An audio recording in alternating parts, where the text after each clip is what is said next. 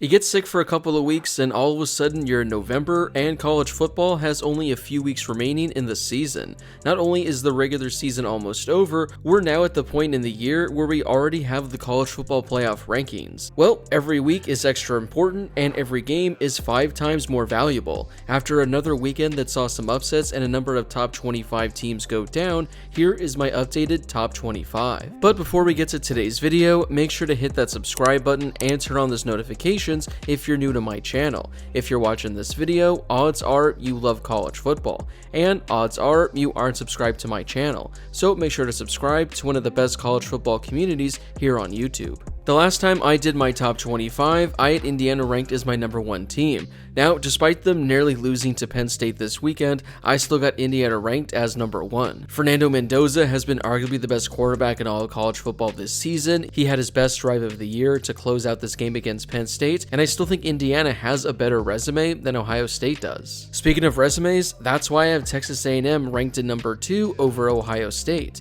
They took down number 22 Missouri in dominating fashion, winning 38-17. Marcel Reed had another fantastic game as he threw for over 200 yards with 2 passing touchdowns. Meanwhile, on the ground, Ruben Owens added over 100 yards with 2 rushing scores. Again, at this point, you have to look more at resumes, and when looking at Texas A&M's, I think theirs is slightly better than Ohio State. Speaking of Ohio State, they come in at number 3 as they took down Purdue 34-10. Julian Sain continues to add to his Heisman campaign as he threw for over 300 yards with a passing touchdown. Jeremiah Smith did Jeremiah Smith things as he caught 10 passes for 140 yards and had a receiving score. I have Ohio State ranked at 3, but I totally get the argument to have them at number 1. Again, at this point, it's just looking at the resumes of the top 3 teams, and I think Indiana and A&M, theirs have been slightly better. Another week, another Alabama victory as they took down LSU 20-9. Ty Simpson threw for 300 yards with a passing touchdown as he had Alabama in cruise control for this entire game. I said this in my last top 25 video, but if Alabama wouldn't have lost in week 1 to Florida State, you could probably make the case that they should be worthy of being ranked as the number 1 team in college football. I mean, when you look at their resume as a whole, they actually have, I think, the best resume in college football, but because of that loss to Florida State, which is looking worse and worse as the season goes on, that's the only reason I can't get them inside my top 3. Right behind them is Georgia, who took down Mississippi State 41-21. Gunnar Stockton had 300 total yards and 3 passing touchdowns. Meanwhile, on the ground, Nate Frazier had his best game of his collegiate career as he ran for just under 200 yards with a rushing score. Georgia is another one of those teams who has a really solid resume, but their loss to Alabama earlier in the year, well, that's why they're 1 spot behind Alabama, but they're still good enough to be inside the top 5, and I still think they are a championship caliber team. Ole Miss had an easy one against the Citadel as they won 49-3. Trinidad Chambliss threw for over 330 yards and had 3 passing touchdowns. Ole Miss is a really good team, there's nothing really more to say here. Texas Tech had their most impressive victory of the season as they dominated number 7 BYU 29-7. It was kind of a quiet day on offense for Texas Tech as Baron Morton only threw for 220 yards with 1 passing touchdown. As a team, the Red Raiders ran for 150 yards but averaged only 3.5 yards a carry. What won them this game and what made this their best game of the season was their defense. They held BYU to only 7 points, including only 14 first downs and 250 total yards of offense. Now, BYU isn't this high-powered offense that's scoring 40 points a game, but they looked terrible against Texas Tech, and this was a team that entered the weekend undefeated and ranked number 7 in the country. This was a huge game for Big 12 implications, and I think after this victory, Texas Tech proved that once again, they are the team to beat in that conference. After beginning the season 0-2, Notre Dame has rattled off 7 consecutive victories, and they've been playing like a top 5 team in all of college football.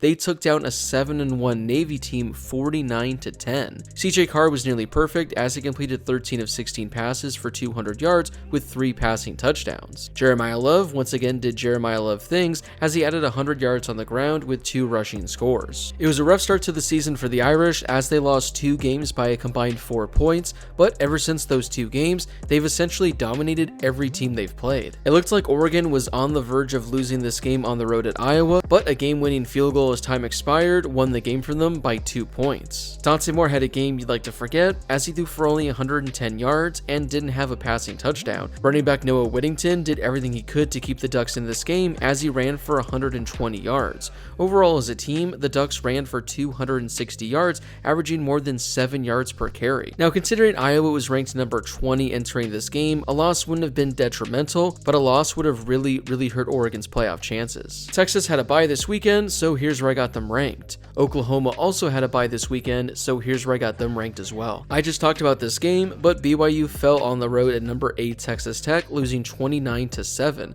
Now entering this game, BYU was undefeated, and they were one of the few undefeated teams remaining in all of college football, but their offense didn't get off the bus, and it was just an embarrassing performance from the Cougars. Bear Bachmeier threw for just under 200 yards and had a passing touchdown, but he also had a costly interception as well. And that pretty much does it for BYU's offense. Overall on the ground, they ran for only 67 yards, averaging only 2.5 yards per carry. Now the good news for BYU, that was only their first loss of the season. They are still in the driver's seat to reach the Big 12 championship and reach the college football playoff. Utah was off this weekend, so here's where I got them ranked. Miami had an easy one as they dominated Syracuse, winning 38-10. Carson Beck had a nice game as he threw for 250 yards and had a passing touchdown. It was nice for the Hurricanes to get back in the win column, as the last time we saw them, they were losing on the road at SMU. There are still a lot of teams ahead of them in the ACC standings, so at this point the Hurricanes, if they want to reach the college football playoff, they gotta win out and hope they get a little help along the way. USC just continues to impress as they took down Northwestern 38-17. Jaden Mayava continues to have a sneaky Heisman campaign as he threw for 300 yards with 2 passing touchdowns. He also added a rushing touchdown on the ground as well. King Miller continues to be one of the more underrated running backs in the country as he added 130 yards on the ground with a rushing score. USC hasn't been getting a lot of discussion this year in the Big Ten, mainly because there are so many teams that have been ranked above them. But don't look now, they are currently tied for the 3rd best conference record in the Big Ten. A lot has to go their way in order to reach the Big Ten title game, but I definitely think that USC is a playoff caliber team at this moment. Vanderbilt had a pretty crazy comeback and needed overtime to pick up the victory, but they took down Auburn 45-38. Diego Pavia had one of the best games of his career as he threw for just under 400 yards with 3 passing touchdowns. He also led the Commodores with 110 yards on the ground with a rushing score as well.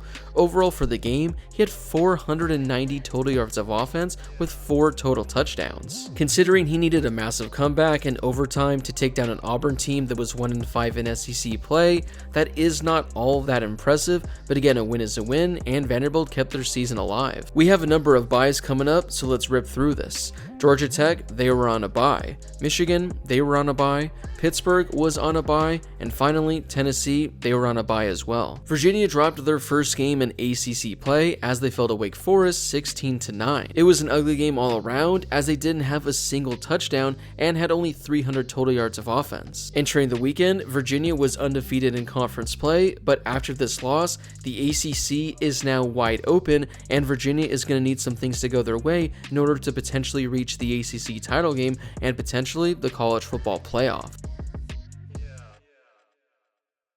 North Texas didn't play this weekend, but I got them ranked inside my top 25. I talked about this game earlier, but Iowa lost a close one at the very end, losing to Oregon by 2 points. Mark Gronowski scored what looked like the game-winning touchdown with under 2 minutes remaining, but Iowa couldn't stop Oregon from driving down the field and scoring a field goal, so the Hawkeyes ended up losing this game in heartbreaking fashion. It was still an impressive game for Iowa, who honestly did look like the better team for the majority of this game. Unfortunately for the Hawkeyes, that was their second loss in conference play, so barring some absolutely insane scenario, they've been eliminated from Big Ten title contention and most likely from playoff contention as well. James Madison was off this weekend, but here is where I got them ranked. Wrapping up today's top 25 is Louisville, who lost in overtime to Cal by 3 points. Louisville actually had the lead in overtime, and they were one stop away from winning this game and probably remaining ranked inside the top 15 of the next college football playoff rankings. But Cal decided to go for it on on 4th and goal, and they scored the game-winning touchdown. Louisville is personally a really weird team for me.